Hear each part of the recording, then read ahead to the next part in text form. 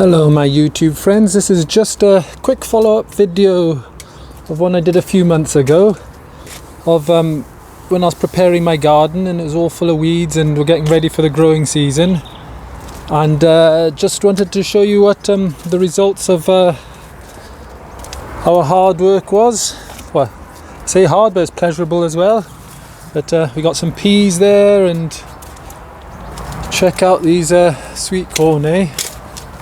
So we've been really enjoying those. That sort of section of it there is already eaten, but what I wanted to show you was on that previous video was where we planted our beans and I showed the compost. Well, I got a set of step ladders here, and to give you an idea, let's go to the bottom there.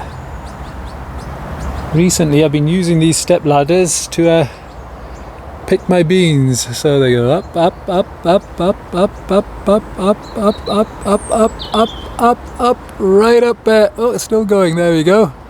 So that's a result of all that really good earth underneath there, and just from that one simple plastic compost bin there. So I just wanted to give you a little update, and I thought it'd be a nice little follow-on video from the one I did a little while ago.